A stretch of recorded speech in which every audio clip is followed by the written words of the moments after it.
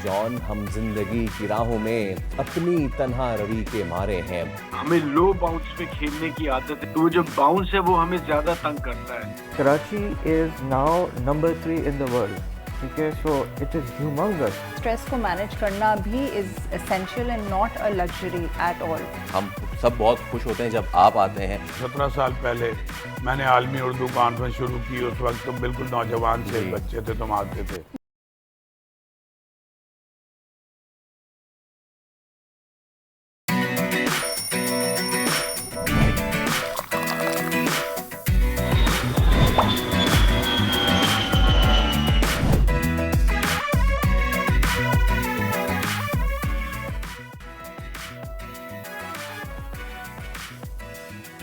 अस्सलाम वालेकुम and very good morning. मैं हूँ सोनिया सुंदस और मैं हूं सैयद फैसल करीम। आप देख रहे हैं दुनिया बोल है। उम्मीद है कि आपके दिन का आगाज बहुत अच्छा हुआ होगा, और अगर अच्छा नहीं हुआ तो हम आ गए ना अच्छा करने के लिए। वे एक बहुत ही ज़बरदस्त अहम दिन, और वो दिन उस दिन की गम्माजी करता है कि जब शहंशाह शायरी जो है उन्होंने अपनी एक धाक बिठाई। अब नाम नहीं लेंगे, वो कलाम पढ़ेंगे और शायद फिर आपके जहनों में वो चीज़ आ भी जाएगी। काम की बात मैंने की ही नहीं, ये मेरा तौर ज़िंदगी ही नहीं। ए उम्मीद नौमीदा, मुझसे मैयत तेरी उठी ही नहीं। मैं जो था उस गली का मस्त खराम, उस गली में मेरी चली ही नहीं। जॉन एलिया, हम बात कर रहे हैं जॉन साहब की, और इसका एक और जगह उन्होंने फरमाया कि जॉन हम जिंदगी की राहों में अपनी तन्हा रवि के मारे हैं। आज है 8 नवंबर। मुनफरिद असलूब के हामिल मुमताज़ शायर, अदीब और फ़लसफ़ी जॉन एलिया की 22वीं बरसी आज मनाई जा रही है। बिल्कुल, उनका असल नाम सैयद सबकत असगर नकवी था। उन्होंने कई किताबें भी लिखी। जॉन एलिया को हुकूमत पाकिस्तान की जानिब से सदारती अवार्ड से भी नवाजा गया है। जी हाँ, और हम बात करें अगर कि जॉन एलिया जो थे वो सिर्फ इस खित्ते की नहीं, पूरी ही सबसे बड़े शोरा में से एक, और भारत में जो उनकी शायरी की छाप थी, आज तक उनके जो बड़े बड़े शोरा हैं वो उनकी तारीफ करते हैं। देखा जाए तो पूरी दुनिया में ही उनका इतना बड़ा नाम है। आज तक जो है वो ऐसे उनसे इंस्पायर होके शायर जो है वो शायरी लिखा करते हैं। एब्सोल्युटली। अभी चलते हैं बड़ी खबर की जानिब। ऑस्ट्रेलिया के खिलाफ शिकस्तों के तसलसल को तोड़ने की कोशिश। शाहीन एडिलेड में कैंगरूज पर झपट पड़े। कप्तान रिजवान का टॉस जीतकर फील्डिंग का फैसला। बगैर किसी तब्दीली के मैदान में उतरने वाली टीम क्या नतीजा तब्दील कर सकेगी? पंजाब में स्मॉग की सूरत हाल मजीद संगीन। फिजाई आलूदगी में कौन कितना हिस्सा डाल रहा है, और क्या स्मॉग का कोई हल मौजूद है या नहीं, आज के प्रोग्राम में तफसील से बात करेंगे। अमेरिका में सदर की तब्दीली दुनिया में क्या कुछ तब्दील करने वाली है? डोनाल्ड ट्रंप के कमजोर नेटो ममालिक का दिफा न करने से मुतालिक बयान के बाद हर तरफ हलचल। ट्रंप की खारजा पॉलिसी में गैर जानिबदारी दिखाई दे रही है। और स्नूकर के खेल में कौमी परचम सरबुलंद। मोहम्मद आसिफ ने तीसरी बार वर्ल्ड स्नूकर चैंपियनशिप जीतकर भारतीय वर्ल्ड रिकॉर्ड बराबर कर दिया। फखरे पाकिस्तान आज होंगे दुनिया बोल है में हमारे मेहमान। Alright, will begin the show today. और पाकिस्तान ऑस्ट्रेलिया के दरमियान इस वक्त दूसरा वनडे एडिलेड में जारी है विद सम फॉल्स, क्योंकि एक कैच तो हमने छोड़ा है। इस वक्त 3 आउट हो चुके थे, लेकिन फिलहाल 2 खिलाड़ी ऑस्ट्रेलिया के आउट कर दिए हैं और दोनों शाहीन शाह अफरीदी ने आउट किए। टू द आयरनी इज के शाहीन शाह अफरीदी ने यह कैच गिराया, लेकिन फिर अगले ही ओवर में उन्होंने डाफी शॉट को आउट भी कर दिया। तो इस वक्त एडिलेड में जारी है पाकिस्तान का मुकाबला ऑस्ट्रेलिया, और स्मिथ जो है वो इस वक्त क्रीज पे मौजूद हैं, और स्मिथ के विकेट जो है वो बहुत ही ज़्यादा क्रूशल है। मतलब पाकिस्तान की टीम में कोई तब्दीली इस वक्त नहीं की गई है। They are going with the same team. Although कि ये कहा जा रहा था, चमोया थी कि शायद कोई तब्दीली हो, शायद कोई अनफिट हो, लेकिन Naseem Shah he is looking on song as well. और इसके साथ साथ शाहीन शाह अफरीदी ने 2 विकेटें तो अब हासिल कर ली हैं। लेकिन अब ये जो ग्राउंड है ये मेलबर्न से कितना मुख्तलिफ है, क्या स्ट्रेटजी अपनानी पड़ेगी? अब तक जो है वो 8 ओवर का खेल हो चुका है और ऑस्ट्रेलिया 47 रन बना चुका है। हम बात करेंगे क्रिकेट एक्सपर्ट फवाद मुस्तफ़ा हमारे साथ मौजूद है। फवाद भाई, good morning. We would have love to see 3 chips down, लेकिन 2 खिलाड़ी आउट हुए हैं। आगाज कैसा देख रहे हैं पाकिस्तानी बॉलर्स का? देखिए, आगाज अच्छा रहा। ऑल्दो जैसा आपने बताया कैच छूट गया था, बट मसला सारा ये है कि आप 4 तेज बॉलर्स के साथ जा रहे हैं। जो 10 ओवर्स हैं वो आप कराएंगे पार्ट टाइम बॉलर्स के साथ। तो अगर तो हम आउट नहीं करते तो फिर मसला ज़्यादा ख़राब हो सकता है। तो कोशिश वही होनी चाहिए कि हम आउट कर लें और जो हमारा टारगेट है 250 के अंदर आउट करने की कोशिश करें, क्योंकि वो जो 10 ओवर्स हैं फिर उसमें इतने रन बन जाएंगे कि मेरे ख्याल से मैच जीतना मुश्किल हो जाएगा। तो ये जो अप्रोच है 4 तेज बॉलर वाली, वो यही होगी मोस्ट प्रॉब्ली कि आप 40 ओवर्स के अंदर ऑस्ट्रेलिया को आउट कर लें। एब्सोल्युटली हाँ, लेकिन जाहिर सी बात है, आपने 250 का भी कहा। अच्छा ये बताएं कि फवाद भाई, मेलबर्न से कितना मुख्तलिफ है यहाँ का पिच एडिलेड का? क्या स्कोर पाकिस्तान जो है उसको कहना चाहिए कि हाँ ये सेफली हम चेस कर सकते हैं विदाउट एनी एक्सीडेंट? देखिए, हमारा प्रॉब्लम सारा ये है कि ऑस्ट्रेलियन कंडीशंस इसी किस्म की होती हैं, लेकिन थोड़ा सा बाउंस ज्यादा होता है। कोई बहुत ज्यादा बॉल नहीं यहाँ पर हिलता है, अगर आप इंग्लैंड चले जाएं या कहीं और चले जाएं। लेकिन क्योंकि हमें लो बाउंस पे खेलने की आदत है, जैसे हम पाकिस्तान में क्रिकेट खेलते हैं, तो वो जो बाउंस है वो हमें ज्यादा तंग करता है। तो अगर आप वैसे देखें तो जी 300 350 बड़े आम ऑस्ट्रेलिया में बनते हैं वाइट बॉल क्रिकेट में, वनडेज में। लेकिन क्योंकि हमारी बैटिंग, हमने पिछले मैच में भी देखा है कि मसाइल रहते हैं, इसको देखते हुए मैं समझता हूं कि 250 के अंदर हमें एक कोशिश करनी चाहिए कि ऑस्ट्रेलियन टीम को आउट कर सकें। बात अगर 300 प्लस पे गई तो फिर मेरे ख्याल से थोड़ी सी मुश्किलात होंगी। स्कोर तो बनता है, लेकिन फिर बहुत अच्छी और तगड़ी क्रिकेट खेलनी पड़ेगी आपको। अच्छा, वैसे फवाद साहब, किन प्लेयर्स से जो है वो हम उम्मीदें लगा सकते हैं? देखिए, प्लेयर्स से तो बेसिकली सारे, अगर आप जो भी खेल रहे होते हैं, आप ये कोई इंडिविजुअल गेम तो है नहीं, ये टीम गेम है। तो 3-4 बैटर्स को परफॉर्म करना पड़ता है। इसी तरह बॉलिंग में तो ऑलमोस्ट सबको ही करना पड़ता है, तभी जाके एक मैच जीते हैं। बट बाबर ने अच्छा स्टार्ट लिया था, उनसे एक्सपेक्ट भी किया जा रहा है। ये वो कंडीशंस हैं जिधर बॉल बैट पे आता है, तो उम्मीद ये है कि बाबर डिलीवर करेंगे। उसके साथ रिजवान अच्छा खेलते हैं। शुरू में स्टार्ट जो है ना वो बहुत इंपॉर्टेंट होता है, तो वो देखना है कि साइम और अब्दुल्ला कैसे खेलते हैं, ये बहुत इंपॉर्टेंट है। और आपने जो कह दिया था ना कि बाउंसी विकेट, और आपने कहा कि देखना है कि अब्दुल्ला कैसे खेलते हैं, तो आज पूरा फोकस अब्दुल्ला शफीक और उनकी टेक्निक पे होगा। कप्तान जब हुआ करते थे बाबर, तो उन्होंने बड़ा प्रेस किया था कि अब्दुल्ला शफीक बहुत ही बुकिश प्लेयर है, बहुत किताबी प्लेयर है। तो फवाद भाई, आपको लगता है कि अब्दुल्ला की किताब में आज वो वाला पन्ना वो पढ़ के आए होंगे जिसमें बाउंसी बॉल को कुछ फुटवर्क और कुछ बैकलिफ्ट ऊपर नीचे करके खेलना पड़ेगा, वरना उन्होंने वैसे ही खेला जैसे पिछले मैच में खेला था, तो फिर तो कोई फ़ायदा नहीं। देखिए फैसल, मुश्किलात होती हैं ऑब्वियसली। आप एक यंगस्टर हैं, आपने भी क्रिकेट का आगाज़ किया है। हमने तो ऑस्ट्रेलिया में, मैंने आपको पिछली बार भी जैसे बताया था कि हम इस तरह से, जब आपने जैसे भी आज टीवी पे बुलाया है, नींद से उठते थे तो हमेशा जावेद मियां साहब खेल रहे हो तो मुंह से मुसलसल जा चुके। तो ऐसी बात नहीं है, लेकिन उम्मीद है कि बेहतर क्रिकेट खेलेंगे और खेलनी चाहिए। और अब इस पे क्या कहा जा सकता है, मेरे ख्याल से शान मसूद को इस टीम में होना चाहिए था, क्योंकि इन कंडीशंस में वो बहुत बेहतर खेलते हैं। अब वो खैर सेलेक्ट नहीं हुए, वो टीम का हिस्सा नहीं है। लेट्स सी ये खिलाड़ी कैसे खेलते हैं। उम्मीद पे दुनिया कायम है। पिछले मैच में भी ने बहुत बड़ी और बहुत अच्छी क्रिकेट खेली।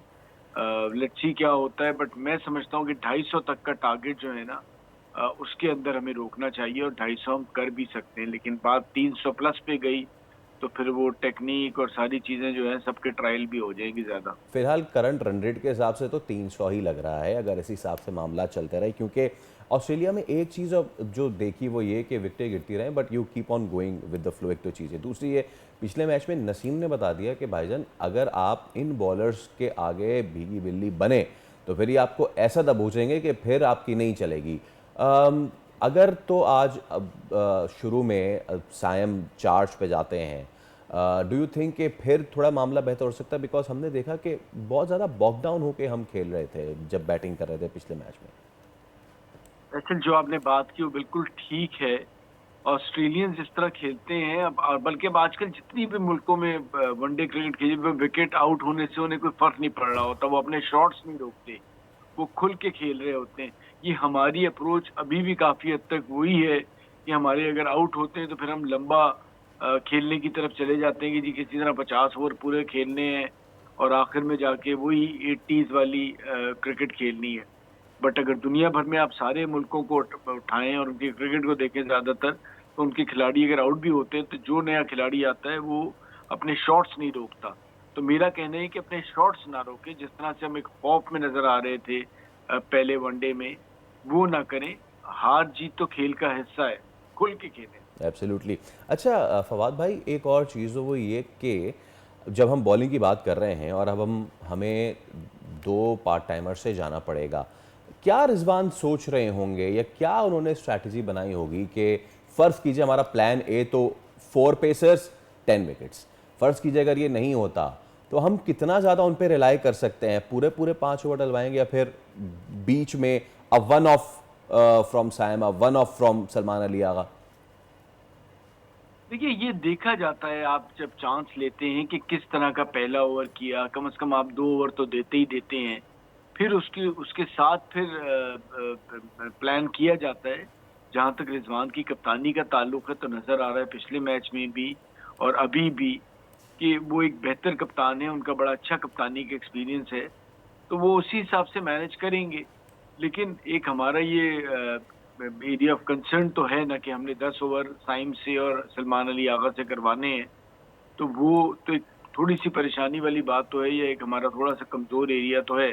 बट लेट्स सी किस तरह से गेंदें होती हैं, किस तरह से हम आगे जाके खेलते हैं। अगर हम आउट करते रहते हैं फिर तो कोई मसला नहीं होगा, आप कुछ ना कुछ करके उनसे बॉल करा ही लेंगे और वो अगले जो बैटर हैं उनको भी इतना आसान नहीं होगा अगर आपकी विकेटें गिरती रहती हैं। लेकिन अगर ये सेट हो जाते हैं और लंबा खेलते हैं तब मसाइल आएंगे, तो फिर वो जो 10 ओवर हैं अगर उसमें 80-90 रन आ गए तो वही सारा फर्क डाल देंगे। एब्सोल्युटली। चलिए देखते हैं कि पाकिस्तान की बॉलिंग जो है, आगाज़ तो अच्छा किया है लेकिन लेट्स सी कि विकेट लेना बहुत ज़रूरी है। इस वक्त जो पेयर क्रीज पे खड़ा है इंग्लिश का और स्मिथ का, दैट्स वेरी डेंजरस। बहुत शुक्रिया, फवाद मुस्तफ़ा हमारे साथ मौजूद थे। तो इस वक्त वो 10 ओवर में 60 रन कर चुका है, 2 खिलाड़ी आउट हैं। Let's see how things go by. वक्त हो जाता है एक ब्रेक का, छोटी सी ब्रेक लेते हैं, ब्रेक के बाद वापस आते हैं और प्रोग्राम को आगे बढ़ाते हैं। Let's take a break.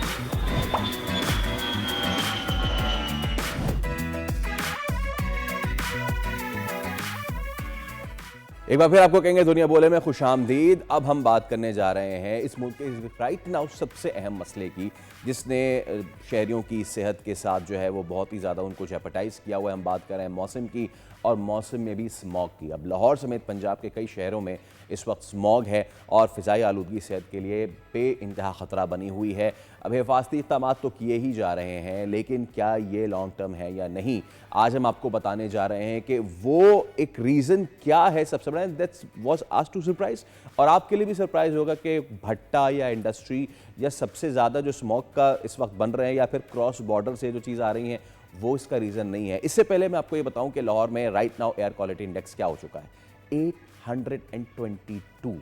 मतलब कि रोज़ाना ये एक नए बेंचमार्क सेट कर रहा है इंसान की सेहत को ख़तरे में डालने के। यानी 200 ममालिक के हज़ारों शहर में सबसे ख़राब सूरत हाल लाहौर और गिरदनवाह की है। और अब स्मॉग का एक नया स्पेल भी होगा, और इसके पेश नज़र महकमा माहौलियात ने एक नया रेड अलर्ट भी जारी कर दिया। यानी आज, कल और परसों इतवार तक मशरक़ी पंजाब में एयर क्वालिटी इंडेक्स मज़ीद ख़राब हो सकता है। अब ऐसे में हम भी अपने प्लेटफॉर्म से ये अपील कर रहे हैं लोगों से कि मास्क का इस्तेमाल करें, ज़रूरत के वक्त ही सिर्फ घर से निकलें, बिला ज़रूरत ना निकलें। लेकिन हम ये कब तक कर पाएंगे, हम आखिर लॉन्ग टर्म सोल्यूशन के पास कब जाएंगे? क्योंकि अब जो हम आपको बताने जा रहे हैं ये एक बहुत ही आउटस्टैगरिंग, एक बहुत ही ज़्यादा सरप्राइजिंग किस्म की एक फैक्ट सामने आई है। क्या आपको पता है कि फ़िज़ाई आलूदगी में कौन कितना ज़िम्मेदार है?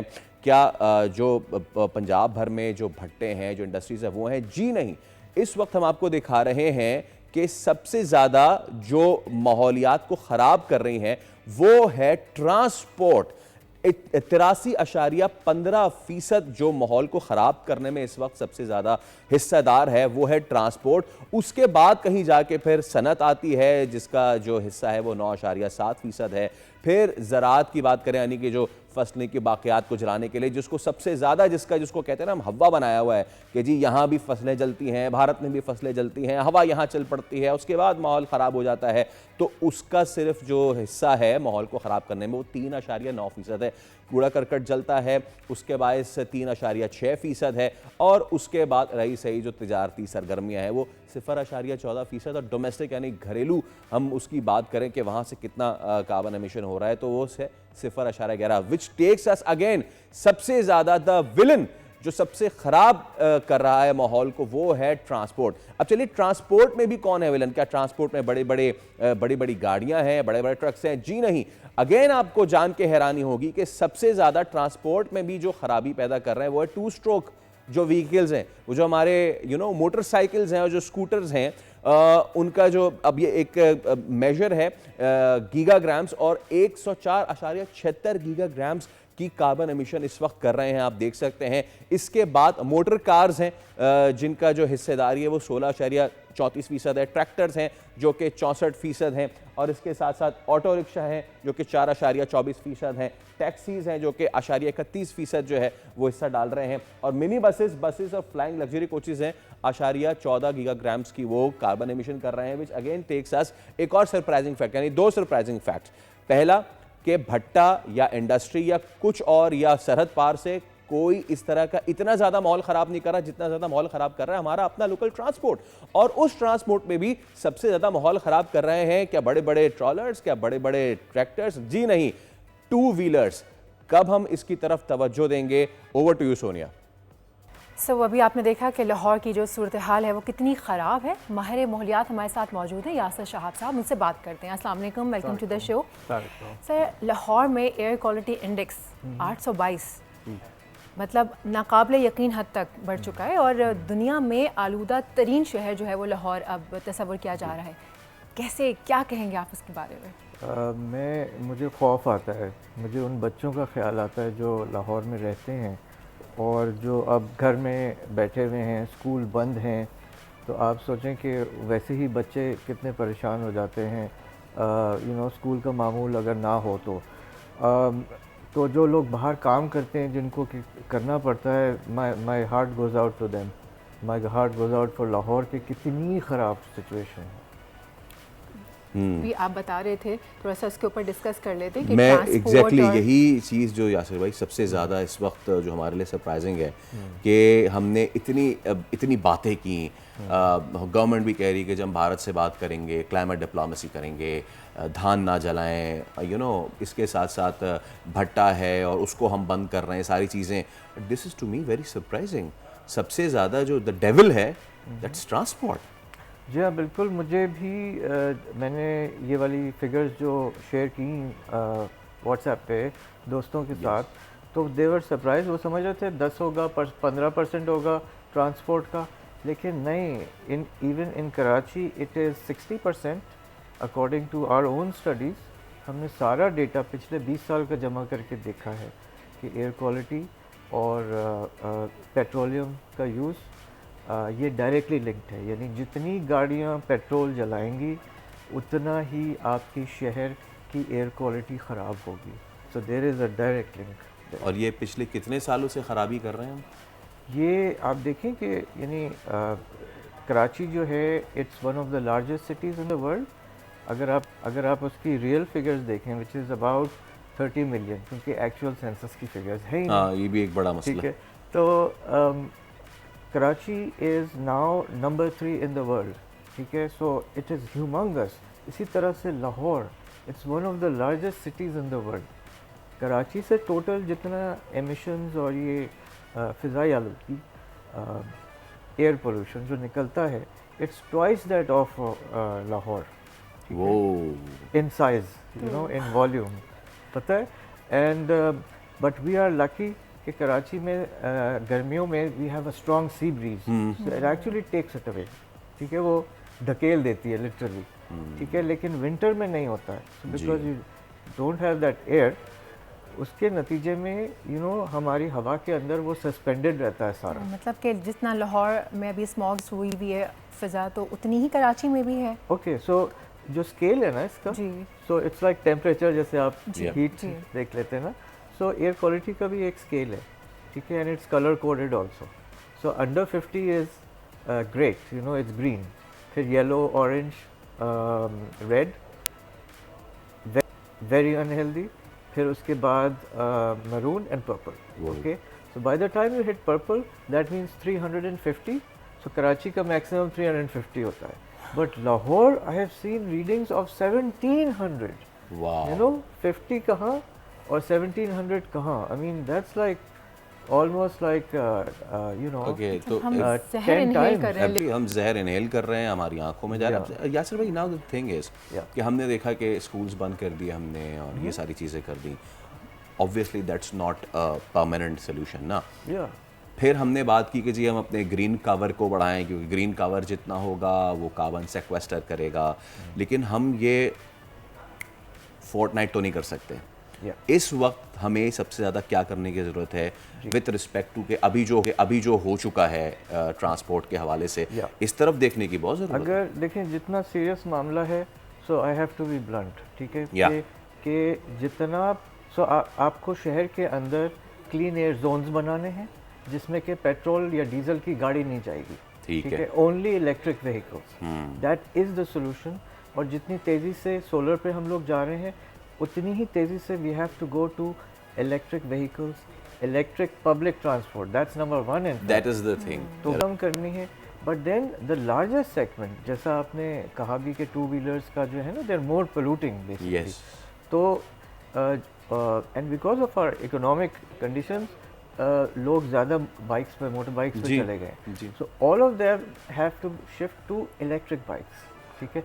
और मुझे खुशी है कि इन December 21st and 22nd December we are organizing, you know, in the public interest, it's not a commercial venture. We are organizing an EV expo at the expo center, ठीक है. Okay. Because we see this connection between petrol and bad air quality. Yes, it is very direct. It is. और अच्छा, इसमें एक यासर भाई ये भी है कि इसको अब हमें ग्रेजुअली पहले तो इसको अंडरस्टैंड करना होगा. We would definitely like to take जो कि वज़ीर ट्रांसपोर्ट है पंजाब के, और हम आने वाले हफ्तों में उनको लाजमी लेंगे क्योंकि स्मोक तो कहीं नहीं जाने वाली. ठीक है.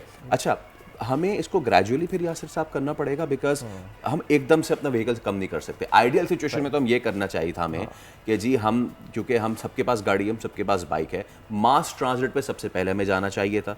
वो तो हम अगेन ओवर द नाइट नहीं कर सकते. तो मेरे ख्याल से मास ट्रांजिट सिस्टम है, उसकी तरफ सबसे पहला सोल्यूशन तो I want to give you some good news. खुशखबरी. ओके.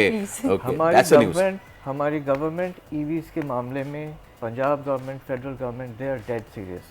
Okay. ठीक है, लेकिन they are not making the connection between petrol and bad air. ठीक है, ईवीज की पॉलिसी हमारी 2019 में आ चुकी है, and then right now it is being further develop, और उसके अंदर लम्स भी शामिल है, लम्स एनर्जी इंस्टीट्यूट, और उसके अंदर प्राइम मिनिस्टर साहब भी शामिल हैं, और यू नो सारे लोग जो लाहौर के CM वगैरह, वेरी कंसर्न. ठीक है, सीरियस प्रॉब्लम. तो they don't see EVs as a solution, लेकिन they're pushing the industry because that's where we have to go. And in Pakistan now there are 60 licenses to manufacture electric vehicles, जिसमें से के 30 बना रहे हैं. Okay. Recently the second biggest Chinese company is in Pakistan now, BYD. Okay, so we're going to see massive change on the road. Start तो हुआ, finally, initiative तो लिया है. देर आए दुरुस्त आयत वाली बात है. यासिर साहब, thank you so much for coming to the programme. और अब आपको अंदाज़ा हो गया होगा कि सिचुएशन जो है वो कितनी ज़्यादा ख़राब है, लेकिन लेकिन अब इस पे जो है हमें इक़दाम करने होंगे. आने वाले दिनों में मज़ीद इस पे बात करेंगे. अभी हम एक ब्रेक ले रहे हैं. बिल्कुल, एक ब्रेक लेते हैं. ब्रेक के बाद वापस आते हैं, प्रोग्राम को आगे बढ़ाते हैं.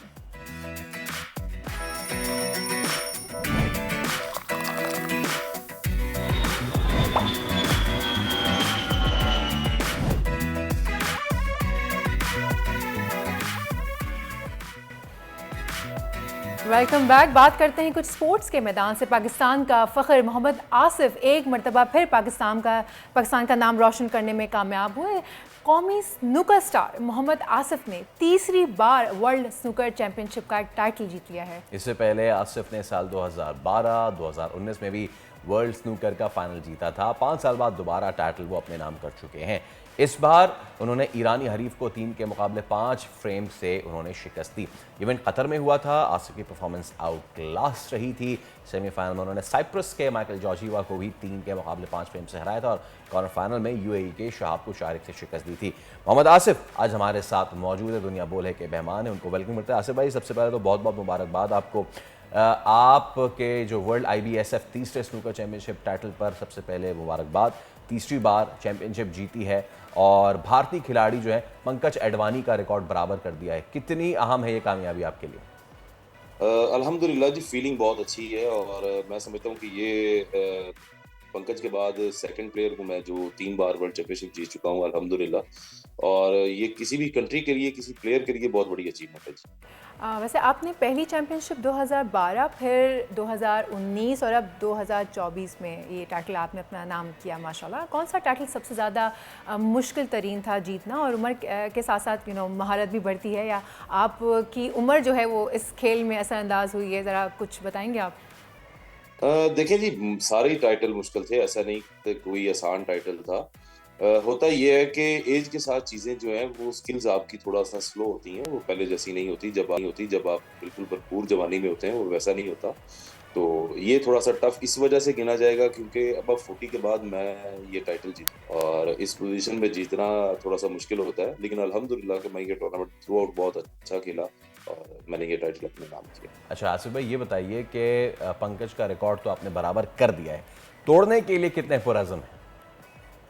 देखिए जी, बात ये है कि हर बंदा कोशिश करता है और मैं भी कोशिश करूंगा, आइंदा भी कोशिश करूंगा कि पाकिस्तान के लिए ये दोबारा से ये मेडल जीतूं और वर्ल्ड चैंपियनशिप अपने नाम करूं। क्योंकि मैं, जाहिर सी बात है, हर बंदा हिस्ट्री बनाने को यानी कि कोशिश करता है कि हिस्ट्री बने। तो मैं कोशिश करूंगा, अल्लाह खैर रखे इंशाल्लाह, कि ये टाइटल दोबारा से पाकिस्तान के लिए जीतूं ताकि एक हिस्ट्री लिखी जा सके। अच्छा आसिफ, ये बताइए कि फाइनल मैच काफ़ी सनसनीखेज रहा, आप ईरानी हरीफ को हराने में कामयाब रहे। कुछ फाइनल से मुतालिक बताएं, प्रेशर कितना था, कैसे आपने टैकल किया? देखिए, बात ये है कि ड्यूरिंग द मैच तो बहुत सारी सिचुएशन चेंज होती हैं और मैं समझता हूँ कि ये काफ़ी टफ मुकाबला था। वो यंग गाय था और पिछले कुछ, मेरा ख्याल शायद 3-4 टूर्नामेंट से वो परफॉर्म कर रहा है और हर टूर्नामेंट में फाइनल खेला, बल्कि जीता है वो। तो ऐसे प्लेयर को बीट करना थोड़ा सा मुश्किल था। लेकिन अल्हम्दुलिल्लाह कि शुरू से मैच में मेरी ग्रिप बनी रही और मैं अपनी ग्रिप को मजबूत करता रहा और एक टाइम पे 4-1 लीडिंग में था, लेकिन फिर 5-3 हो गया, 4-3 हो गया और फिर लास्ट फ्रेम में मुझे एक चांस मिला। मैंने अच्छा सेव खेला और मुझे एक चांस मिला, तो मैंने वहाँ से 70 या 80 का ब्रेक खेला और मैंने वो टाइटल अपने नाम किया। जी, वैसे आसिफ, आपने टूर्नामेंट में बेहतरीन परफॉर्मेंस दिखाते हुए 6 सेंचुरीज ब्रेक करने का रिकॉर्ड भी अपने नाम किया है। कुछ हमारे देखने वालों को अगर आप समझा सकें कि स्नूकर में सेंचुरी होती क्या है और ये किसी भी पाकिस्तानी खिलाड़ी के लिए कितना बड़ा एजाज़ होता है? देखें जी, सेंचुरी होता है 15 रेड हैं और उस पे कलर्स जो हैं 15 रेड के साथ आपने कलर स्पॉट करने हैं, तब जाके आपका सेंचुरी ब्रेक होता है। 1 विजिट गेम होता है, आपने एक ही शॉट में, एक ही विजिट में आपने पूरा ब्रेक बनाना होता है। तो अल्हम्दुलिल्लाह कि मैंने 6 बार सेंचुरी खेली। 90s के ब्रेक थे, 80s के ब्रेक थे। अल्हम्दुलिल्लाह ब्रेक वाइज तो मैं बहुत अच्छा रहा और मेरा ख्याल है कि पूरे जो टूर्नामेंट था उसमें सबसे हाईएस्ट ब्रेक, यानी कि सबसे लंबी ब्रेक, सेंचुरीज ब्रेक मेरी थी। और ये एक प्लेयर जो है वो 6 सेंचुरियां एक ही इवेंट में मारी हैं मैंने अल्हम्दुलिल्लाह। तो ये काफ़ी अच्छा रहा मेरे लिए। आसिफ, वी हैव हर्ड कि आप रोज़ाना इस इवेंट के लिए 6 से 7 घंटे प्रैक्टिस करते थे। इतने लंबे सेशंस तक ट्रेनिंग करना किस तरह होता है स्नूकर के गेम में? सीज़न के दौरान और ऑफ सीज़न क्या रूटीन रहता है आपका? देखिए, बात ये है कि नॉर्मली तो प्रैक्टिस करते हैं, हम सब करते हैं। फिर होता ये है कि 4 घंटे, 5 घंटे, 4 घंटे, लेकिन ये 6-7 घंटे, कभी-कभी तो 9 घंटे भी प्रैक्टिस की है टूर्नामेंट से पहले।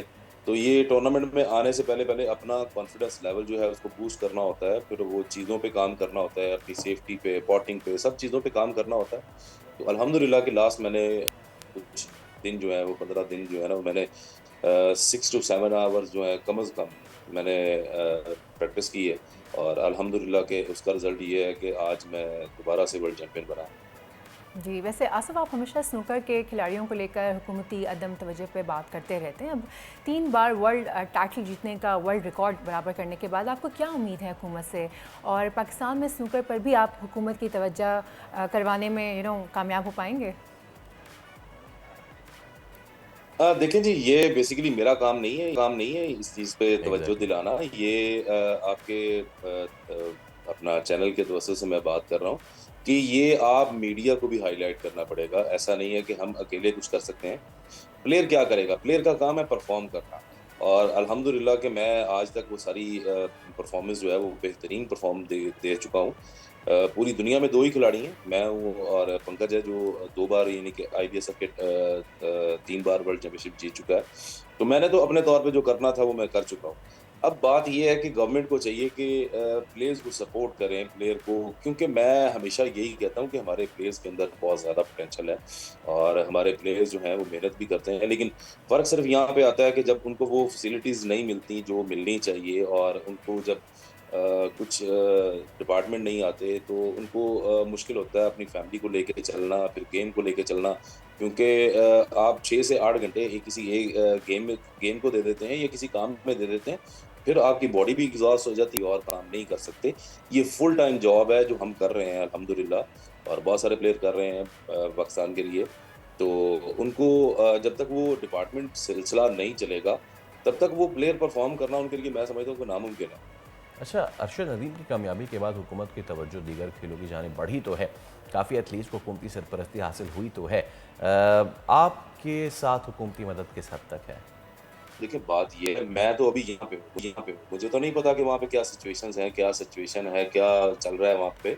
और ये बहुत अच्छी चीज़ है अगर वो स्पोर्ट्स के हवाले से काम कर रहे हैं और प्लेयर्स को रिवॉर्ड भी दे रहे हैं, तो ये बहुत अच्छी चीज़ है। इस चीज़ से मैं समझता हूँ कि हमारे जो नए खिलाड़ी हैं, वो मोटिवेट होंगे, उनको एक मोटिवेशन मिलेगी, और वो पाकिस्तान का सर फ़ख्र से बुलंद करने के लिए हमेशा कोशिश करते रहेंगे।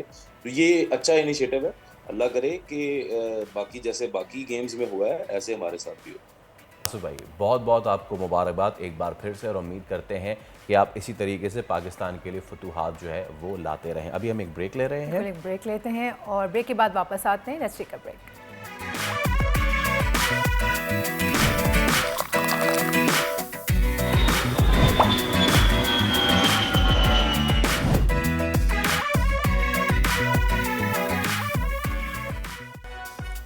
एक बार फिर आपको कहेंगे खुशामदीद। आप देख रहे हैं दुनिया बोल है, और अभी तक जो हुआ है 5 और 6 की दरमियानी रात को, उससे दुनिया निकल नहीं पाई है, क्योंकि अमेरिका में हुए इंतखाबात, और एक्सपेक्ट यही किया जा रहा था कि बहुत ही क्लोजली फॉट इंतखाबात होंगे, लेकिन डोनाल्ड जे ट्रंप ने तो ऐसा मैदान मारा कि दुनिया हैरान है कि तमाम की तमाम तर स्विंग रियासतें उन्होंने अपने पलड़े में डाल ली। इसके साथ साथ उनकी जितने भी दीगर, जो सेनेट हो गया, लोअर हाउस हो गया, उसमें उनकी नुमाइंदगी बड़ी ही आउटस्टैंडिंग रही है, और एक ऐसे वक्त में कि जिस वक्त मशरिक़ वस्ती में सूरत हाल इतनी ख़राब थी। इसके साथ साथ अमेरिका के अंदरूनी मामलात, इन्फ्लेशन और दीगर चीज़ों को लेके कहा यह जा रहा था कि हो सकता है अमेरिकी कमला हैरिस के पलड़े में अपना वोट डाले, लेकिन ऐसा हुआ नहीं, और हुआ ऐसे कि डोनाल्ड ट्रंप ने कमाल कर दिया। अब हुआ ये है कि डोनाल्ड ट्रंप तो जीत गए हैं, और कहा यह भी जा रहा है कि ये सिर्फ अगले आने वाले डोनाल्ड ट्रंप की सिर्फ टर्म के लिए ही तब्दीली नहीं आई है, बल्कि अगले 10 सालों तक दुनिया की पूरी सियासी जो डेमोग्राफी है उसमें बहुत ज़्यादा तब्दीली आने जा रही है। पाकिस्तान इस इलेक्शंस को कैसे देख रहा है, सियासी तौर पे, मुआशी तौर पे? माहिर बैनुल-अक़वामी उमूर सैयद मोहम्मद अली साहब हमारे साथ मौजूद हैं, उनसे गुफ्तगू का करते हैं आगाज़। अली साहब, सबसे पहले तो गुड मॉर्निंग, अस्सलाम वालेकुम, thank you so much for your time. अब डोनाल्ड ट्रंप तो जीत गए, और बाय द वे इतना ज़्यादा एक्सपेक्ट नहीं किया जा रहा था कि वो सारी स्विंग रियासतें भी जीत जाएंगे, लेकिन सबसे अहम जो बात है और वो ये कि अब जो है वो नेक्स्ट स्टेप क्या होने जा रहा है, ख़ास तौर पे हम मशरिक़ वस्ती की बात करें, पाकिस्तान की बात करें, as a Pakistani Donald Trump की विक्ट्री को कैसे देखते हैं आप? बहुत शुक्रिया जी। जिस तरह आपने कहा कि देखें, बहुत से अंदाजे जो लगाए गए थे ट्रंप और कामिला की जो सियासी कैंपेन थी उसके हवाले से, उसमें उसमें जो एक बात नताइज के ज़रिए से बिल्कुल वाज़ेह होकर सामने आई है, वो ये कि रेस, कलर, रिलीजन, इन तमाम चीज़ों से बालातर होके जो माशी मामलात थे, और खुसूसन जो लोअर मिडिल क्लास के अमेरिकन थे, उन्होंने जो डेमोक्रेट्स हैं उनके ऊपर अदम एतमाद का इजहार किया और एक उम्मीद का वोट दिया है बेसिकली ट्रंप साहब को।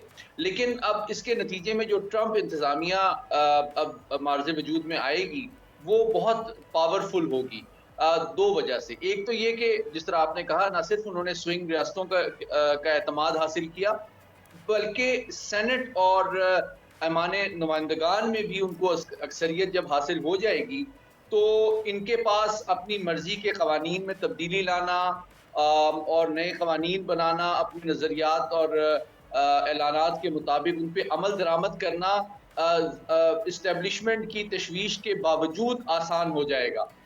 अच्छा, अभी आसान अल्फाज में देखते हैं कि इनकी जो अप्रोच है उसमें 3-4 चीज़ें जो पाकिस्तान के लिए खुसूसी तौर पे लेकिन आलमी सतह पे अमूमी तौर पे बहुत अहम है। सबसे इम्पोर्टेंट इनका एजेंडा मईशत है और सबसे ज़्यादा इनका फोकस ये है, जिस तरह इन्होंने कहा भी, कि to make America great again. इनके नज़र में अमेरिका की ग्रेटनेस इस पे डिपेंड करती है कि अमरीकी शहरी जो हैं खुशहाल हों और मुतमईन ज़िंदगी गुजारें, और बाकी दुनिया के जो मसले हैं उसमें हमें अमरीकी पैसा, सरमाया, तवानाई, वसाइल ज़ाया नहीं करने चाहिए। अच्छा, इसका मतलब है कि उनकी खारजा और दिफाई पॉलिसी में बहुत नुमायां तब्दीली आ सकती है। आप जानते हैं कि ऑलरेडी सदर पुतिन ने उनको मुबारकबाद का पैगाम भी दिया है और दोस्ती का हाथ भी आगे बढ़ाया है कि मैं चाहता हूं कि अमेरिका के साथ ताल्लुकात बेहतर बनाए जाएं। ट्रंप साहब ऑलरेडी कह चुके हैं कि वो यूक्रेन जंग की सरपरस्ती बंद करेंगे और यूरोप में ऑलरेडी ये तशवीश पाई जाती है कि फ्रांस और जर्मनी ने ऑलरेडी अपने आप को तैयार करना शुरू कर दिया है उस दौर के लिए कि जब अमेरिका की सिक्योरिटी की गारंटी यूरोप के लिए नहीं होगी। दूसरी जानिब जनूबी कोरिया में भी ये एहतमाल पाया जाता है कि जनाब अमेरिका शायद हमें चीन के खिलाफ सपोर्ट ना करे। तो बल्कि आज ब्लूमबर्ग की लेटेस्ट स्टोरी ये है इकोनॉमी की डोमेन में कि बाइडेन एडमिनिस्ट्रेशन बहुत जल्दी से वो तमाम डील सिक्योर कर रही है ताइवान के साथ और साउथ कोरिया के साथ चिप्स के हवाले से, कि उनको ये एहतमाल है कि जब ट्रंप साहब आ जाएंगे तो इन ममालिक से चीज़ें लेना मुश्किल हो जाएगा। इवन आज सुबह भारत में भी तशवीश पाई जाती है कि ये अगर बाहर से आने वाली जो बरामदात और मसनूआत हैं उनके ऊपर टैरिफ में इजाफा करेंगे ताकि अमरीकी जो वर्कर है और इंडस्ट्री है उसको ज़्यादा मौका दिया जाए और बाहर से आने वाली मसनूआत की हौसला शिकनी की जाए। तो भारत में भी ये तशवीश पाई जाती है कि चीन के साथ साथ उनके जो इंडस्ट्री और एक्सपोर्ट्स हैं उस पर भी काफ़ी मनफी असर पड़ सकता है। तो मैं बुनियादी तौर पर ये कह रहा हूँ कि माशी सतह पे हम देख रहे हैं कि एक ऐसे दौर में अमेरिका दाखिल होगा जिसमें वो अपनी इंडस्ट्री को प्रमोट करेगा, बाहर की एक्सपोर्ट्स को डिस्करेज करेगा और दफाई कॉपरेशन भी जो है उसमें अमेरिका की अफवाज और दफाई इमदाद जो दीगर ममालिक को दी जाती रही है उसमें नुमायां कमी आएगी। तो ऐसे हुकूमत से डील करने के लिए ज़रूरी है कि पाकिस्तान जैसे ममालिक जो हैं वो बिजनेस, देखिए ट्रंप साहब बुनियादी तौर पे बिजनेसमैन हैं, उनके साथ बिजनेस के ताउन को आगे बढ़ाएं। सिक्योरिटी और दीगर मामलात में ताउन के इम्कानात कम हैं, इसलिए ज़रूरी है कि हमारी बिजनेस कम्युनिटी, हमारे ट्रेडर, हमारे इंडस्ट्रियलिस्ट मिल के ऐसे जॉइंट वेंचर्स करें जिसमें अमेरिका का भी फ़ायदा हो, हमारा भी फ़ायदा हो और मिल के हम खुशहाली का सफ़र तय कर सके। सिक्योरिटी के डोमेन में मैं समझता हूँ कि बहुत ज़्यादा अमेरिका से तवक्को लगाना, उसके जो करीब तरीन हलीफ हैं नेटो के इत्तेहादी हैं जापान, साउथ कोरिया, उनको भी ये खतरा है कि अब उनकी दिफाई सरपरस्ती अमेरिका शायद ना करे। मोहम्मद साहब, आपने 2 से 3 मरतबा अमेरिका में सिक्योरिटी के हवाले से बात की है। ये कितना हैरान कुन है कि अमेरिका में सिक्योरिटी इस्टेब्लिशमेंट का मुखालिफ तरीन उम्मीदवार जीत गया और पाकिस्तान में जो प्रोपेगेंडा हो चुका है शुरू कि ट्रंप पाकिस्तानी सियासत में तब्दीली का बाइस बनेंगे, इसमें कितनी सदाकत है? देखिए, मैं समझता हूँ कि जिस तरह मैंने कहा सिक्योरिटी और माशी मैदान में उनकी बाहर के ममालिक में इंटरवेंशन और इमदाद की पॉलिसी शायद जारी ना रहे। इसी तरह मैं समझता हूँ दीगर ममालिक में जो सियासी मुदाखलत की अप्रोच रही है डेमोक्रेट्स की, ह्यूमन राइट्स के हवाले से, जमहूरियत के हवाले से, उसमें भी किसी हद तक कमी आएगी। अगरचे वो पाकिस्तान के साथ उनके रवाबित जारी रहेंगे और मैं समझता हूँ कि मशरिक़ वुस्ता के साथ भी उनके जो राब्ते हैं उनमें इम्प्रूवमेंट आएगी। जो हमारे अरब ममालिक है, खुसूसन यूएई और सऊदी अरब, उनके साथ बहुत करीबी रवासिम हैं ज़ाती तौर पे भी ट्रंप साहब के। तो मैं समझता हूं कि इसमें माशी मैदान में हमारा ताउन आगे बढ़ सकता है, लेकिन ये तवक्को करना कि जनाब पाकिस्तान में या किसी भी दीगर मुल्क ममालिक में वो सियासी मुदाखलत करेंगे और अपने मनपसंद अफराद की सरपरस्ती करेंगे और उनको मुकदमात या सियासी बहाली में हेल्प करेंगे, ये गैर हकीकत पसंदाना तवक्को है। एब्सोल्युटली, क्योंकि he has got more important work to do. अच्छा, अब ज़रा हम बात कर लेते हैं अली साहब के पाकिस्तान जो है वो दहाइयों से दहशतगर्दी की जो इस जंग है उसमें अपना किरदार, कलीदी किरदार अदा करता रहा है। हज़ारों अफसरान, जवान और सिविलियंस जो है वो अपनी जान इस पर जो है वो दाव पे लगा चुके हैं। नाउ अमेरिका का जब से इनखला हुआ है इस खित्ते से आफ्टर द अफ़गान इशू, हम देख रहे हैं कि उनका वो इंटरेस्ट नहीं रहा है अफ़गानिस्तान और पाकिस्तान में। अब जो ट्रंप आए हैं उन्होंने सबसे अहम जो बयान दिया वो ये कि जी आई विल मेक श्योर कि अब कोई जंग ना हो।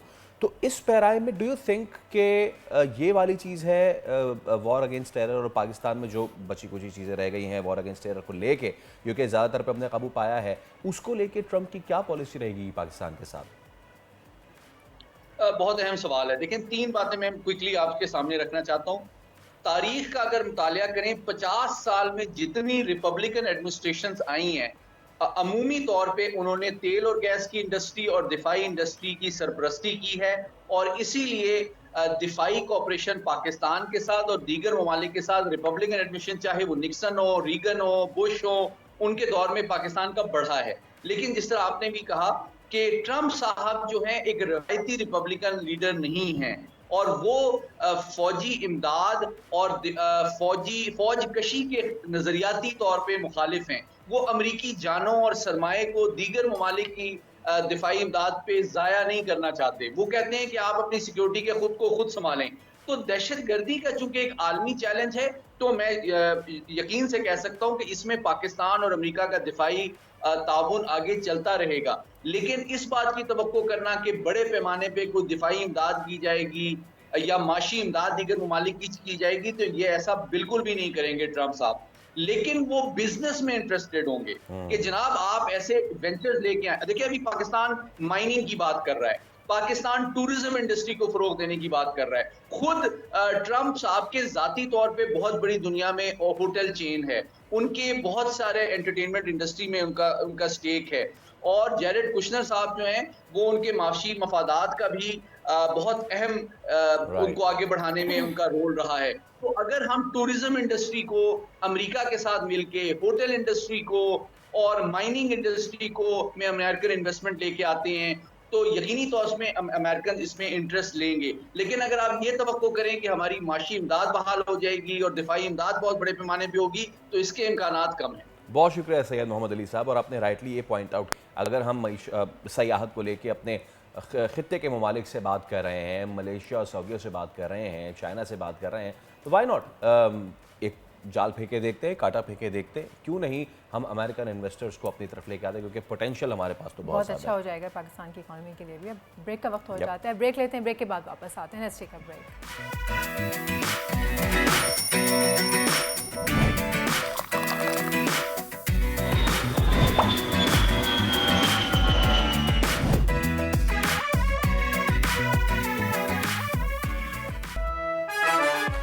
Welcome back.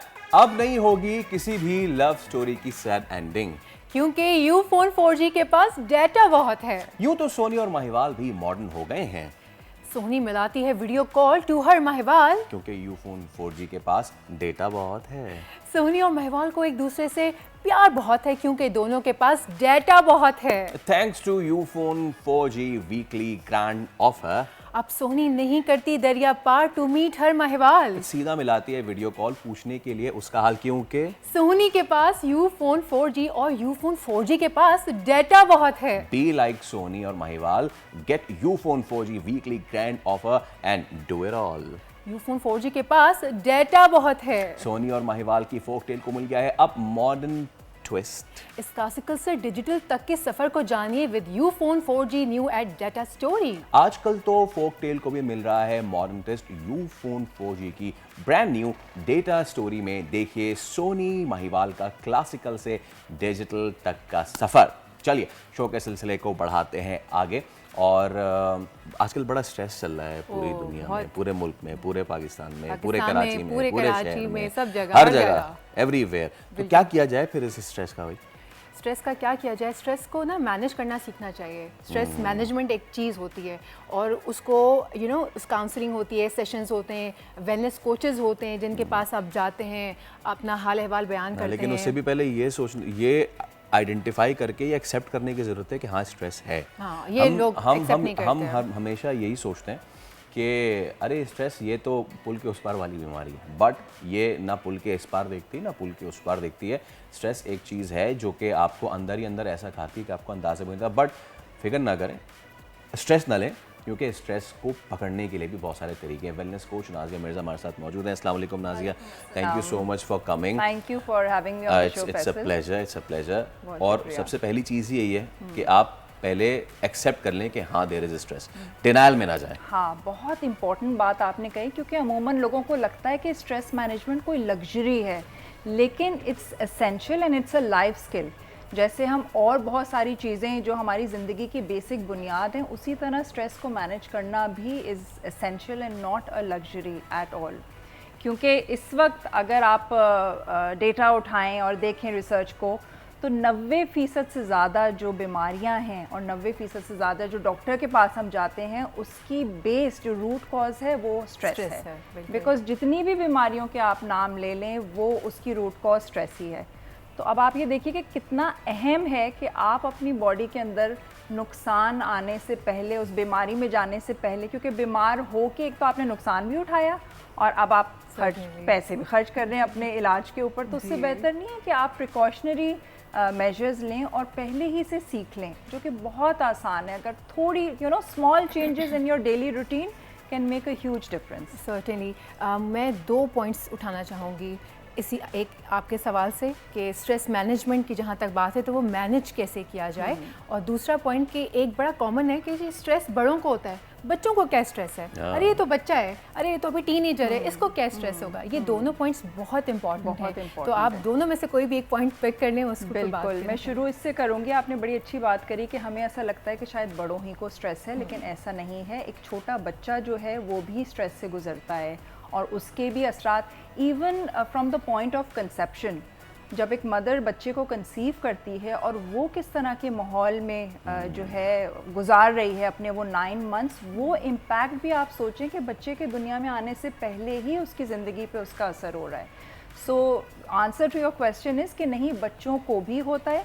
और आजकल आप ये देखिए हमारे यहाँ कितना ज़्यादा इशू होता जा रहा है स्कूल कॉलेजेस में बुलिंग का। आपके ख्याल में बच्चे के ऊपर कितना उसका बुरा असर पड़ता है, कितने वो स्ट्रेस से गुजरता है, उसकी आगे की ज़िंदगी कितनी अफेक्ट होती है इन सारी चीज़ों की वजह से। और इसलिए बहुत ज़रूरी है कि हम छोटी उम्र से बच्चों को भी ये सिखाएं कि किस तरह से उन्हें अपने इमोशंस को मैनेज करना है, उन्हें अपने इमोशंस को रेगुलेट करना आना चाहिए है, स्ट्रेस को मैनेज करना आना चाहिए उनकी ज़बान में, आसान तरीके से, ताकि वो बचपन ही से सीख जाएं कि अगर मुझे गुस्सा आ रहा है या अगर मुझे सामने वाले की बात बुरी लग रही है तो मुझे अपने आप को किस तरह से एक काम स्टेट में लेकर आना है। अच्छा, मीनवाइल बोल लाइव पे भी आप जा सकते हैं और फेसबुक पेज, और वहाँ पे भी आप अपने सवालात शेयर कर सकते हैं और पूछ सकते हैं। न्यूज़ ब्रेकिंग के नाम से हमारा और उस पे आप you can share your questions as well. अच्छा नाजिया, हमने अभी बात की एज की, now let's talk about gender. ठीक है, और सबसे बड़ा दैट इज़ द थिंग। मर्द ये समझता है कि जी मैं तो बाहर काम कर रहा हूँ और खातून खाना जो है वो तो घर में है, उनको क्या स्ट्रेस होगा। खातून ये कह रही हैं कि यार पूरा दिन की खिटपिट मैं बर्दाश्त कर रही हूँ, किचन की गर्मी से लेके लाइट चली जाती, पानी नहीं आ रहा, गैस इतने बजे से इतने बजे तक आती है, उसको मैनेज करूँ, या फिर बच्चों की चीज़ें, या फिर साहब को आज क्या खाना है उसकी मैं लाइक करूँ, सबसे बड़ा सवाल तो आज क्या पकेगा। ये बड़े इंपॉर्टेंट चीज़ है कि दोनों में फ़र्क नहीं होता स्ट्रेस को लेके। नहीं, देखिए सबसे पहले तो ना मैं ब्रीफली ये डिस्क्राइब करना चाहूँगी कि स्ट्रेस है क्या। ये समझना बड़ा ज़रूरी है। कुदरत ने इंसान के अंदर ज़िंदगी गुजारने का बेहतरीन निज़ाम ना ऑलरेडी डाल के भेजा हुआ है, और इंसान के जिस्म का काम ही ये है कि वो मुस्तकिल आपको हील करता रहे। आप ये देखें, छोटी सी एक चोट लगती है, एक कट लगता है, फ़ौरन आपका हीलिंग प्रोसेस शुरू हो जाता है। अब स्ट्रेस क्या है? स्ट्रेस वो है जब हमारे अंदर वो जो बैलेंस है, इनर बैलेंस, जिसको हम होम्योस्टेसिस कहते हैं, वो डिस्टर्ब हो जाए। होम्योस्टेसिस की मैं मिसाल आपको ऐसे देती हूँ, जैसे बॉडी का एक सर्टेन टेम्परेचर है 98.6 डिग्री फ़ारेनहाइट। अब उसको उसी टेम्परेचर पे बॉडी को मेंटेन रखना है। जैसे ही आप बहुत ज़्यादा गर्मी या बहुत ज़्यादा सर्दी में जाते हैं तो बॉडी फ़ौरन इस काम में लग जाती है कि मैं वापस उसको उसी टेम्परेचर पे लेकर आऊँ। तो स्ट्रेस बेसिकली वो है जब हम रिपीटेडली अपने उस निज़ाम के अंदर डिस्टर्बेंस लेकर आते हैं और बॉडी जो है वो थक हार के कहती है कि अच्छा भाई शायद तुम्हें यही पसंद है, बदनिज़ामी, तो वो उसी को आपकी परमानेंट स्टेट बनाती है, and that is the point where you are heading for a disease. और बीमारी, आपको पता है कि जब आपके जिस्म के अंदर 80% नुकसान हो चुका होता है तब वो किसी भी टेस्ट में सामने आती है।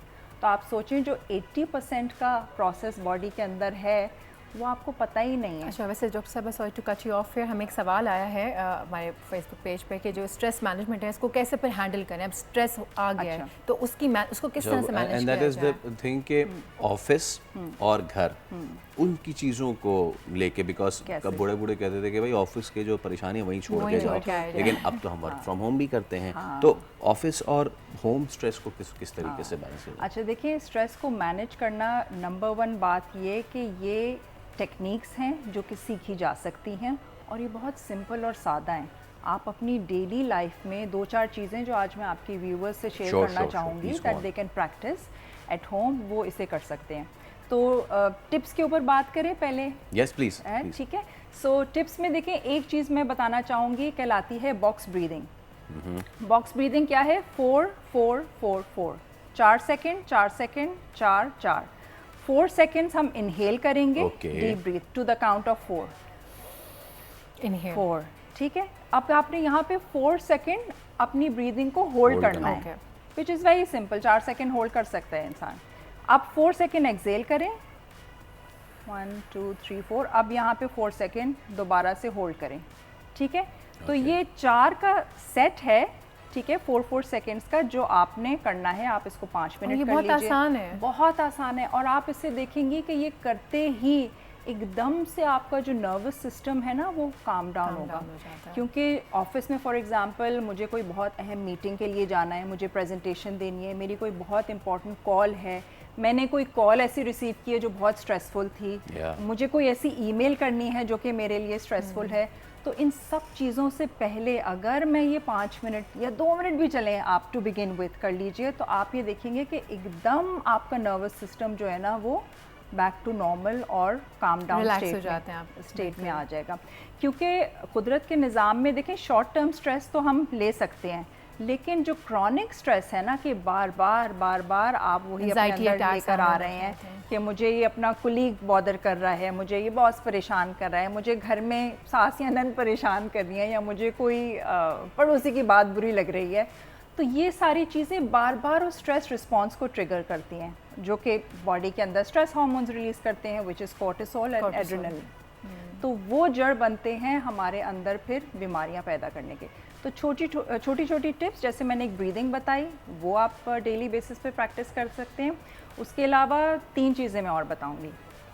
नंबर 1 ये कि अपने दिन की शुरुआत कीजिए, कोई भी 3 चीज़ें उठा लीजिए जिसके लिए that you are grateful for, ठीक है। शुरू में ही जब आप सुबह उठें, अभी अपना दिन का आगाज़ करने से पहले आपने अपनी एक टोन सेट कर ली है, ठीक है। It could be as simple as के मेरे सर पे छत मौजूद है, मेरे पास एक कंफर्टेबल बिस्तर है जिस पे मैं अपनी नींद पूरी कर सकता हूँ, मेरे पास मेरी टेबल के ऊपर खाना रखा हुआ है जो कि मैं खा सकता हूँ, and so many things. Gratitude, तो शुक्रगुजारी जो है ना, दैट कैन मेक आपकी ज़िंदगी को शिफ्ट टर्न अराउंड कर सकता है। उसके अलावा माइक्रो सेल्फ केयर मोमेंट्स अपनी ज़िंदगी में ऐड करें। माइक्रो मैं इसलिए कह रही हूँ, उसको मुश्किल मत बनाएं अपने लिए, बहुत उसको सिंपल रखें। इट कुड बी छोटी सी, आप अगर काम कर रहे हैं तो थोड़ी देर के लिए उठिए 2-3 मिनट के लिए, and then go for a walk, right, stretch कर लीजिए, वॉक कर लीजिए, कोई भी ऐसी चीज़ जो आपको खुशी देती है, आपको अच्छी लगती है। Absolutely, and there is a huge connection between the workout and the stress. So, Nazir Sahaba, we have got limited time today, but इंशाल्लाह ताला हम आगे चल के बात करेंगे। लेकिन जितना आप बता गई हैं उसका 20% भी कर लें। शुरू भी नहीं किया। Exactly, जी बिल्कुल। तो जनाब अली, अगर आपको स्ट्रेस है तो सांस लें, गहरी सांस लें, और उससे भी पहले सोचें कि आप अगर अपने टेबल पर बैठ के कह रहे हैं कि यार आज मज़े का खाना नहीं बना, बी ग्रेटफुल कि आपके पास खाना है, बहुत सौ के पास दुनिया में खाना नहीं। इसी के साथ मैं ब्रेक ले रहा हूँ, उसके बाद दोबारा हाजिर होंगे। Stay with us.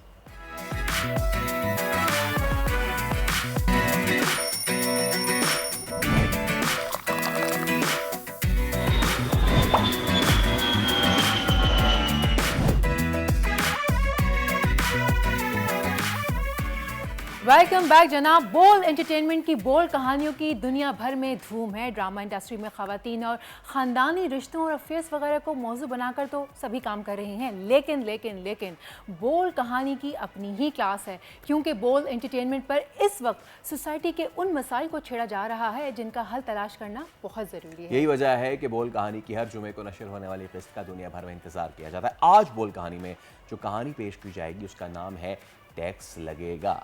यकीनन ये माशरे का वो पहलू जिसको हम अक्सर नज़रअंदाज कर बैठे हैं। हर कोई परेशान तो है ही, लेकिन इस परेशानी को इस स्ट्रेस को पास्ट आउट करने के लिए बहुत ज़रूरी है इंसान का फ्री होना। और शहर कराची में जब हम फ्री विल की बात करते हैं, एक्सप्रेशन की बात करते हैं, परफॉर्मेंस की बात करते हैं, तो सीधा हमारी जो फोकस है वो जाता है आर्ट्स काउंसिल। और आर्ट्स काउंसिल में अदब को ज़िंदगी बख्शी है। एक आज हमारे साथ ऐसे गेस्ट मौजूद हैं, यकीनन तारुफ के बिल्कुल भी मोहताज नहीं है। वो इसलिए भी मोहताज नहीं है क्योंकि आप उनसे जाएं, किसी भी वक्त चले जाएं, किसी भी वक्त मिल लें, वो हमेशा अपने दफ्तर में मौजूद होते हैं। हफ्ते इतवार को भी अपने दफ्तर में मौजूद होते हैं जब इस तरह की कोई एक्टिविटी होती है। और जब भी आप उनसे जाएं, बोले कि अहमद अंकल मुझे ये करना है, ऐसे करना है, ऐसे करना है, तो कहते हैं करो ना। और ये मैं आज की नहीं, मैं आपको सालों की बात बता रहा हूँ। हमारे साथ मौजूद हैं आज अहमद शाह, सदर कराची आर्ट्स काउंसिल। अगर मैं इनको कहूँ कि शहर उरूसुल बलाद में रोशनियाँ दोबारा लौटाने का सहरा जिन अशखास के सर जाता है उनमें से अहमद शाह साहब एक। अहमद अंकल अस्सलाम वालेकुम। सबसे पहले तो thank you so much for coming. हम सब बहुत खुश होते हैं जब आप आते हैं, और क्योंकि जब आप आते हैं तो रोशनियों का शहर जो मज़ीद जगमगा जाता है। सबसे पहले तो एक बार फिर हम इतना ज़बरदस्त 40 रोज़ का फेस्टिवल कराने पर आपको दोबारा मुबारकबाद पेश करते हैं। और लोगों को ये बताने की भी ज़रूरत है, ये रौनकें इनको ब्रेक नहीं लग रहा। क्या कुछ होने जा रहा है, आज से क्या कुछ शुरू हो गया, बताइए। ये सबसे मुश्किल टास्क था मेरी ज़िंदगी का, लेकिन मैंने अपनी वोकेबलरी में से मुश्किल नामुमकिन टाइप की चीज़ें बचपन में निकाल दी थी। तो ये फेस्टिवल जो है वो दुनिया भर में आज तक इतना बड़ा फेस्टिवल नहीं हुआ। ये एक हिस्ट्री क्रिएट की है पाकिस्तान ने, और पाकिस्तान जिसके बारे में ये तस्वुर है कि ये एक दहशतगर्द हैं, एक्सट्रीमिस्ट हैं, और यहाँ कल्चर तो है ही नहीं। ये लोगों को कत्ल करते हैं, जुब्बे पहने हुए हैं इन्होंने, बुर्के पहने हुए हैं, जो दुनिया के सकाफती नक्शे पे सिरे से नहीं था। और हिंदुस्तान ने साउथ एशिया के नाम पे सिंगल सकाफत पूरी दुनिया पे मुसल्लत की है। और साउथ एशिया में नेपाल भी है, श्रीलंका भी है, छोटे छोटे मुल्क हैं। पाकिस्तान तो बहुत बड़ा मुल्क है, बांग्लादेश है। लेकिन मैं अमेरिका पिछले साल 3 कॉन्फ्रेंसेस करके आया, पाकिस्तान कॉन्फ्रेंसेस। तो मुझे पाकिस्तानी ओरिजिन के जो वहाँ लोग हैं वो भी इतने इंडियन इन्फ्लुएंस थे, उनका सारा बिजनेस इंडिया के साथ था। 100 में से 60 से ज़्यादा CEO दुनिया की टॉप कंपनीज के इंडियन हैं। मुझे कहने लगे सर ये पाकिस्तान फेस्टिवल नहीं हो सकता, ये तो साउथ एशिया कर दें। मैंने कहा to hell with South Asia, ये मैं इस झंडे के लिए काम करता हूँ, सफ़ेद और हरे रंग का जो है। So I refuse all the money कि मैं 1 रुपया तुमसे नहीं लूँगा, मैं साउथ एशिया ज़रूर हूँ। साउथ एशिया एक साजिश है, साउथ एशिया ठीक है, लेकिन साउथ एशिया के नाम पे इंडिया ने बुलडोज कर Yes. दिया है। हम ये कह रहे हैं कि भाई आप इतने बड़े हैं ना, तो इतने तो हम भी हैं, तो इतना साइज तो हमारा दुनिया में होना चाहिए। पहली बार बीट किया हमने। ना अमेरिका में इतना बड़ा फेस्टिवल हुआ है, ना इंडिया में इतनी डाइवर्सिटी हुई है, ना जर्मनी में हुआ है, ना जापान में हुआ है, ना एडिनबरा में हुआ है, जो सबसे बड़ा म्यूज़िक का फेस्टिवल करते हैं 21 दिन का। और अब पाकिस्तान दुनिया के सकाफती नक्शे पे खाली आया नहीं है, छा गया। वो लीड कर रहा है, लीड ठीक कर है। रहा है। तो ये बाय डिज़ाइन था। फैसल, तुम मुझे उस वक्त से देख रहे हो, स्टूडेंट थे, यस बल्कि मेरे हाथ से तुमने फर्स्ट प्राइज भी लिया Yes. डिबेट का। यस तो तुमने देखा कि मेरा ये काम ही नहीं है, मेरा काम है कि जो इस मुल्क की, इस शहर की जो यूथ है, और कुछ टैलेंट खुदादाद उनमें होता है, और बाकी उसको नर्चर करना। बिल्कुल। सो ये उसी का बिल्डअप होते होते 17 साल पहले मैंने आलमी उर्दू कॉन्फ्रेंस शुरू की। उस वक्त तुम बिल्कुल नौजवान से जी। बच्चे थे, तुम आते थे, सही है। मैंने यूथ फेस्टिवल इस मुल्क में मैंने शुरू किए। यस फर्स्ट 2 साल बाद शहबाज शरीफ साहब ने यूथ फेस्टिवल शुरू किया हमारे। Yes. मैंने उर्दू कॉन्फ्रेंस शुरू की, 2 साल बाद KLF शुरू हुआ। मैं इस पे खुश हूँ कि इस मुल्क के सारे अच्छे काम अल्लाह ने मेरे हिस्से में लिखे। और अभी वर्ल्ड कल्चर फेस्टिवल भी जो हमने किया, तो ये नामुमकिन की बात थी कि कोई 500 आर्टिस्ट बाहर से और यहाँ से 44 मुल्क, और मुल्क खाली यूरोपियन अमेरिकन नहीं, मुल्क अफ्रीका के मुल्क, यस मुल्क रवांडा, हर जगह किगाली, मुल्क कॉन्गो, मुल्क South Africa, Kosovo, Malta, Hungary, ये तो थे ही, Australia, Canada, America, Germany, Italy, फलां हॉलैंड, कोरिया, जापान, चाइना, ये तो थे ही। लेकिन आप ये देखें कि अगर रशिया है तो यूक्रेन भी है, आपने रशिया और यूक्रेन को इकट्ठे बिठा दिया। अगर अमेरिका है तो फलस्तीन भी है, इराक भी है, ईरान भी है। So inclusive plural festival, no dictation, यही पाकिस्तान की भी पॉलिसी होनी चाहिए। पीसफुल को एग्जिस्टेंस। यस 77 साल में फैसल, मैं आज यहाँ आया क्यों? ने जब से बोल आया और आज भी इतनी ज़्यादा कवरेज की है, और मुझे बेशुमार बार यहाँ बुलाया गया, मैं नहीं आया। आज मैं शुक्रिया अदा करने आया हूँ आपकी अरे, टीम का, आपकी मैनेजमेंट का, कि जिस तरीके से आप लोगों ने कवर किया और सारी दुनिया तक पहुँचाया है। ये एक हिस्ट्री क्रिएट हुई है। 77 साल में पाकिस्तान की वजारत खारजा ये करने में नाकाम हुई है। वजारत वो जो होती है एक सकाफत, जो जी, इसको कल्चर कल्चर, मिनिस्टर। कुछ भी नहीं। TDEP के पास अरबों खरबों रुपए पड़े हैं, जिनका काम ही ट्रेड एंड डेवलपमेंट अथॉरिटी है अंडर कॉमर्स मिनिस्ट्री। वो जाके कहीं एक फैशन शो करा देते बस। हैं, एक कुछ करते हैं, अरबों रुपए खर्च हो जाते हैं। मैं 20 साल से चीख रहा हूँ कि डिप्लोमेसी और कल्चर और तजारत, जब तक इनको आपस में ब्लेंड नहीं करोगे, आपको मैं बताऊं पूरी दुनिया में अब क्या होता है, इंडिया में क्या होता है। वो साथ रविशंकर को लेके जाते हैं, जावेद अख्तर को लेके जाते हैं, उस्ताद बिस्मिल्लाह खान को ले जाते थे शनाई वाले जी। को, और वहाँ पे अपना माल भी अपना कल्चर दिखाते हैं, शाइनिंग इंडिया। जाके गलियों में देखो कि ये मोदी ने वहाँ पे माइनॉरिटीज़ के साथ क्या किया। एग्जैक्टली हम तो एक, आप देखें हमारे यहाँ तो कोई एक मिनॉरिटी का आदमी चला जाए तो सिविल सोसाइटी कितनी आवाज़ उठा। कहने का मतलब ये है कि परसेप्शन हमारे बारे में गलत है, कुछ गलतियाँ हमारी हैं, हमारी भी हैं, बिल्कुल है। हमारी भी हैं, लेकिन इस वक्त जो है चारों तरफ पे हम पे हमला हो रहा है। तो मैं फ़ौज में भर्ती तो हुआ नहीं, तो मैं फ़ौजी नहीं हूँ कि मैं महाज पे लड़ूँ। उससे ज़्यादा इम्पोर्टेंट महाज अब मीडिया का है, जो आपको मुझे करना है। मैं तो दुश्मन हिंदुस्तान का भी नहीं हूँ, Exactly. मैं अफगानिस्तान का भी नहीं हूँ, लेकिन मेरी एग्जिस्टेंस को आप चैलेंज नहीं कर सकते। एग्जैक्टली और उसके लिए ये कल्चरल जो तो ये एक्सचेंज जो है, सकाफत है ये ना, बहुत ये खाली जरूरी है। सकाफत नहीं है जी। ये दुनिया में इस वक्त सबसे बड़ा टूल है सॉफ्ट डिप्लोमेसी का, तजारत का।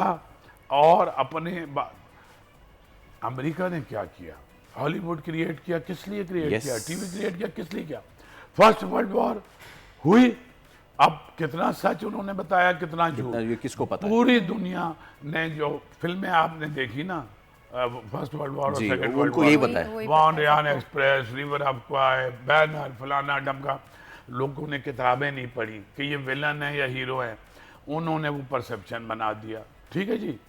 अभी आप देखें जब ये इराक पे हमला हुआ तो उन्होंने जो CNN इन्होंने एक पूरा perception perception बना दिया create किया कि सद्दाम के पास बड़ी तोपें और असला हाँ, है, वो आज तक आखिर नहीं में तो मिली। कुछ भी नहीं निकला।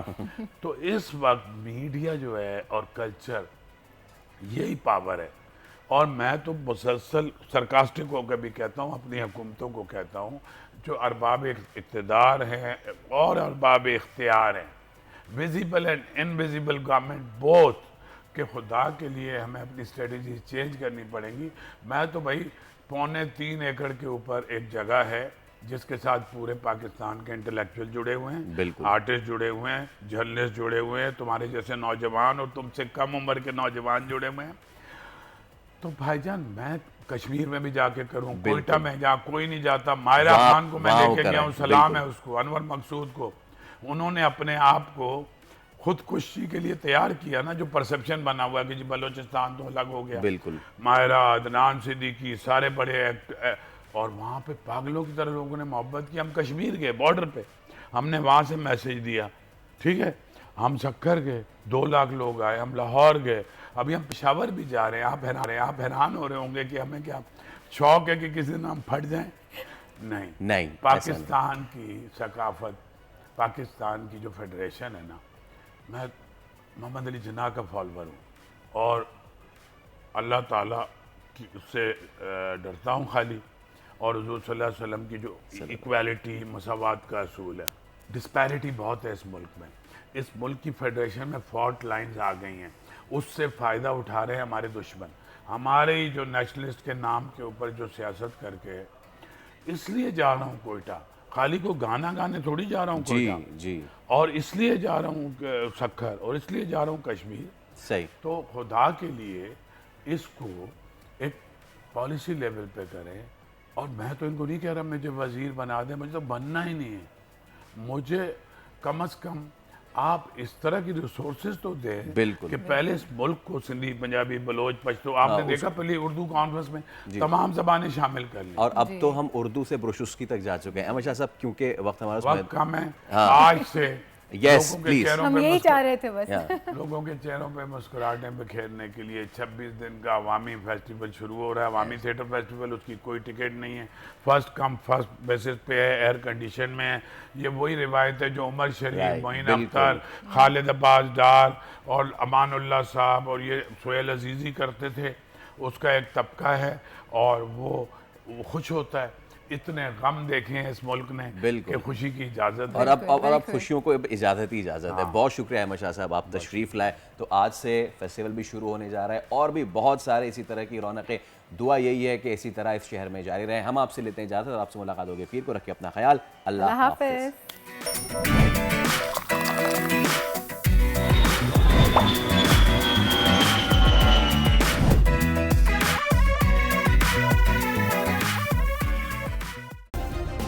सब्सक्राइब करें और बेल दबाएं ताकि कोई खबर रह न जाए।